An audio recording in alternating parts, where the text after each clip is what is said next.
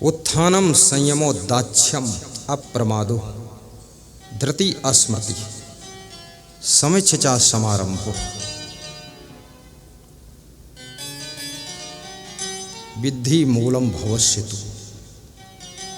विदुर जी कहते हैं, जो लोग उत्थान करना चाहते हैं, आगे बढ़ना चाहते हैं, ऊपर उठना चाहते हैं, विकास करना चाहते हैं, धनवान महान गुणवान बनना चाहते हैं, उनके लिए फार्मूला बताया गया है। नंबर 1 संयमो।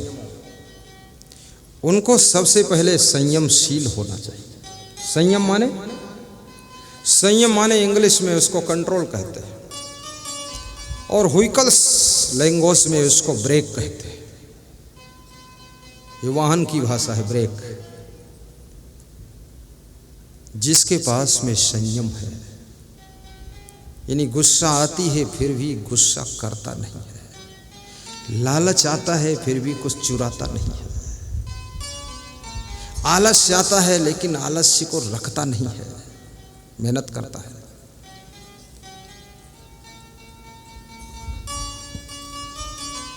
जो अपने मन के ऊपर नियंत्रण रखता है, मन को इधर उधर भागने नहीं देता है, डाइवर्ट होने नहीं देता है। जिस लक्ष्य को लेकर के तुम शुभारंभ करते हो अपनी जिंदगी में किसी भी फील्ड में, अगर उस लक्ष्य से तुम्हारा मन डाइवर्ट नहीं होता है, वो लक्ष्य दूर नहीं है, बिल्कुल एक कदम आगे वो लक्ष्य आने वाला है। और कोई लक्ष्य बनाइए आप, पहली बात शुभ लक्ष्य होना चाहिए, विशेष लक्ष्य होना चाहिए, बड़ा लक्ष्य होना चाहिए। और लक्ष्य को प्राप्त करने के लिए आपका दृढ़ संकल्प होना चाहिए, दृढ़ संकल्प। और उस संकल्प को पूर्ण करने के लिए आपकी प्रतिज्ञा होना चाहिए, और प्रतिज्ञा को सफल करने के लिए आपका प्रण होना चाहिए, और प्रण को पूरा करने के लिए प्राणों की शक्ति लगा देना चाहिए। तो आपका लक्ष्य जरूर प्राप्त होगा। धन्य हो। हमेशा बड़ा लक्ष्य बनाइए। आप अपनी क्षमताओं को जानते नहीं, तुम अपनी शक्तियों से परिचित नहीं हो, तुम क्या हो तुमको पता नहीं, तुम अपने को साधारण समझते हो। छोटी छोटी चीजों में अपने आप को भूलने से बचाओ। किसी ने आपका अपमान कर दिया, आप दुखी हो गए, तो समझ लो आपके पास में संयम कम है। किसी के दुखी करने से भी दुखी ना होना, ये बहुत बड़ी साधना है। क्योंकि अगला व्यक्ति अपमान और सम्मान अपने ढंग से करता है। आपके दुख की सुख की चाबी दूसरों के हाथ में नहीं होना चाहिए। आपके दुख और सुख की जिम्मेदारी चाबी आपके हाथ में होना चाहिए। ससुराल तुम गए, वहां थोड़ा आदर कम हुआ, तुम दुखी होकर लौट रहे हो।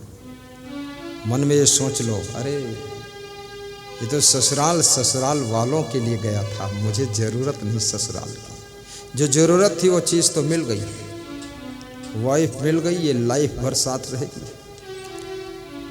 चले गए ताकि वाइफ खुश रहे, सम्मान की भूख नहीं। मानापमानियो तुल्य तुल्य मित्रारि पक्ष। और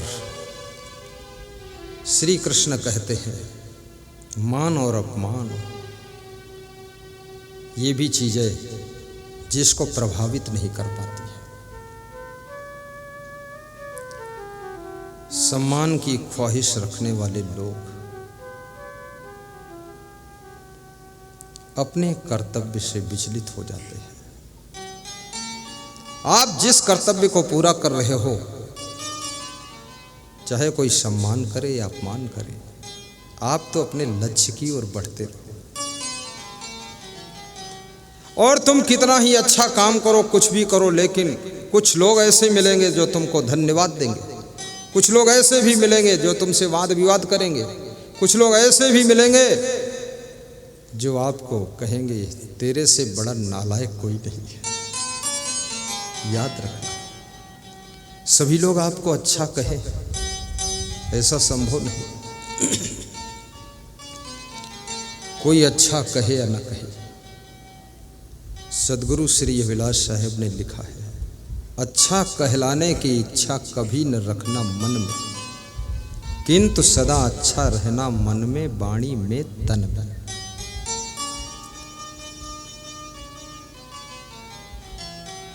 जिसका स्वार्थ तुमसे हल हो जाता है वो तुमको अच्छा कहने लग जाता है, और जिसके स्वार्थ में ठेस लग जाती है वो तुमको बुरा कहने लग जाता है।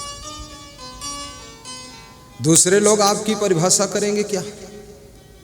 आप स्वयं अपनी परिभाषा नहीं जानते हैं क्या कि मैं अच्छा हूं कि बुरा हूं? किसी ने कह दिया ये बुरा आदमी, बस तुम दुखी हो गए। नहीं नहीं, ये महिला लाल रंग की साड़ी पहनकर बैठी है, कोई कह दे काले रंग की पहनकर बैठी है, तुम रोने लग जाओ, हाय मेरी साड़ी को काला बताया। अरे बोलने दो, लाल लाल रहेगा, काला हो नहीं सकता। तुम रहोगे, उसके कहने के अनुसार तुम चेंज नहीं हो सकते हो। इसलिए बके तो बकने दो, अपना काम धकने दो।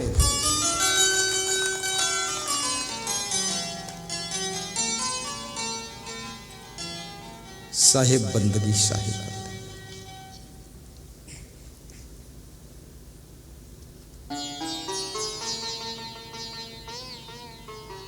तुम ही मेरे मंदिर, तुम ही मेरी पूजा, तुम ही देवता हो, तुम ही देवता हो, तुम ही मेरे मन। बहुत सुंदर, पंडाल छोटा पड़ गया, पूजा 1000 लोग पंडाल के बाहर हैं।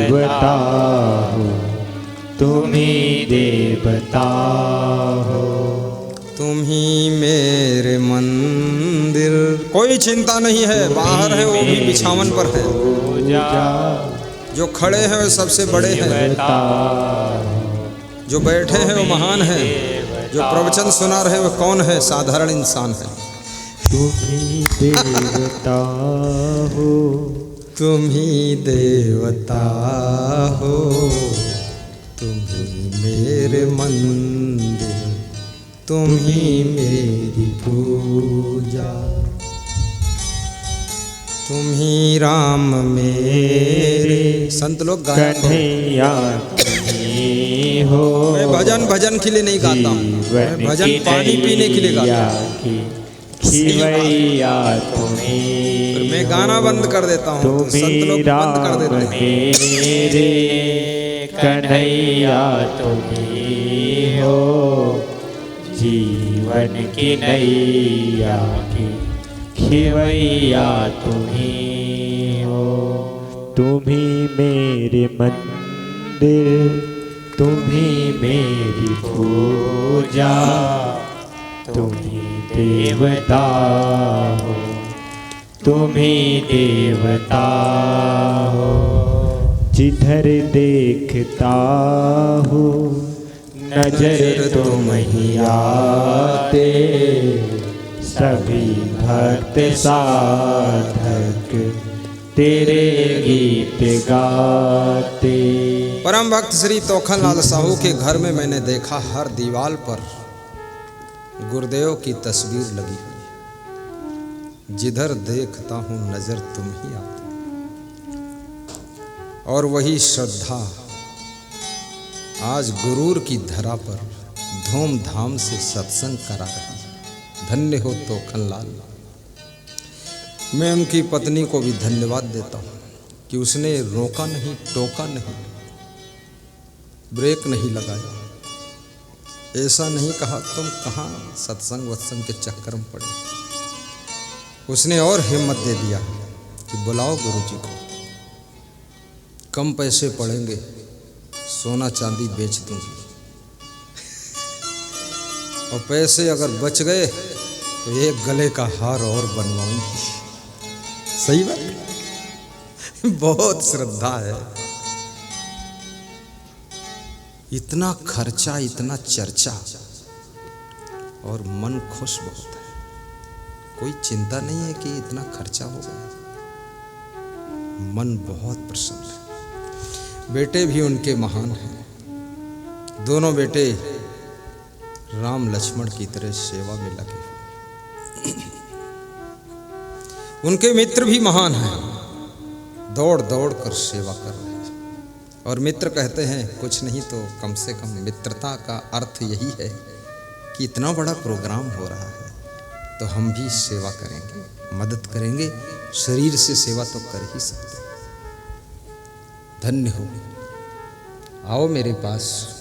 तोखनलाल, माला दे। एक माला पहना दो उनको। जिसका माल खर्च हुआ है उसको माला पहना। वो ला, वो ले।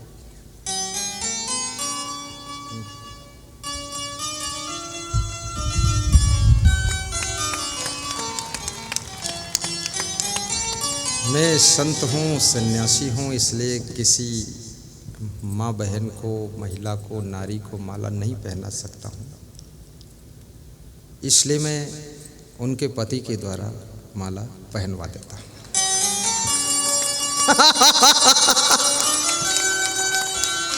अब पत्नी के मन में होगा कि मैं भी अपने पति को पहनाऊं क्या। आओ इधर आओ,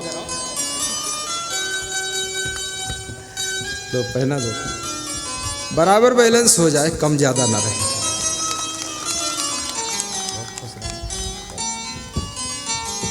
उनके बेटे पिंटू उर्फ देवेंद्र जी आए। ताली बजा दे इनके। बहुत मेहनत किया है, जागना भागना जारी है। एक पॉइंट आवाज बढ़ा देना बाबा जी।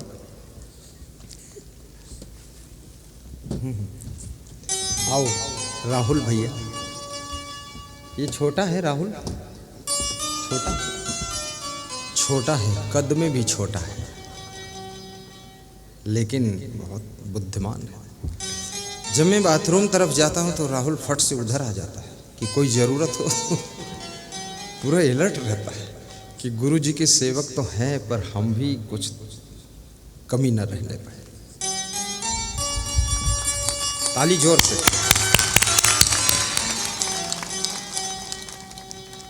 वाह। पत्रकार मंडल को भी हम धन्यवाद देते हैं। और मैं कहूँगा सब पत्रकार आकर के न्यूज़ चैनल वाले चरण छू ले। आओ, आप सबका चित्र छाप करके पूरी दुनिया में फैलाते हो, लेकिन आपका प्रचार परिचय कौन करेगा? वो मैं करूँगा। आइए। ये पत्रकार होने के साथ साथ गुरुदेव के भक्त भी हैं। बहुत श्रद्धा है। पूरा आधा पेज में छापा है सुखद सत्संग। इनका नाम है दीपक देवदास। ये रमेश कुमार जैन, रमेश कुमार चेलक,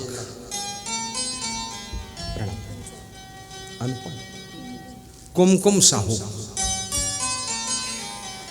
वो कुमकुम बहुत खुश है, अरे गुरुदेव का सत्संग भी मिला, आशीर्वाद भी मिला। ठीक है बेटा, ठीक। कोई फल वल है दे दो।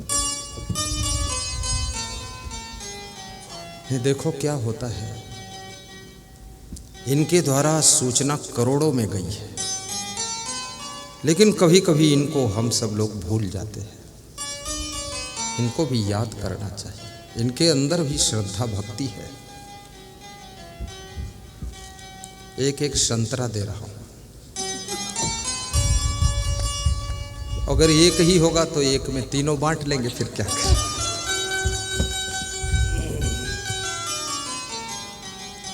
ये चेलक है, चेला को केला।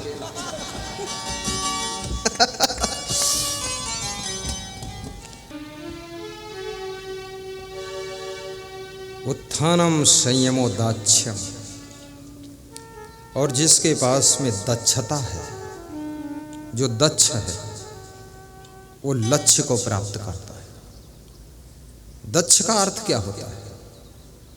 दक्ष का मतलब होता है कुशल होना, पारंगत होना, विशेषज्ञ होना, मर्मज्ञ होना, प्रवीण होना, चतुर होना। उस विषय को गहराई तक समझने वाला व्यक्ति पारंगत कहा जाता है। यदि आपके अंदर कुशलता है तो सफलता आपसे दूर नहीं है। इसलिए कार्य करने में कुशल बनो। किसी कार्य को करने में टाइम लाश मत करो, समय को हरास मत करो, समय बर्बाद मत करो। कोशिश करो कम समय में कार्य पूरा हो। समय की बचत करो। धन की बचत तो कर लेते हो, लेकिन समय की बचत। धन खो जाएगा तो कल और कमा लोगे, लेकिन समय खो जाएगा तो कभी वापस नहीं पाओगे।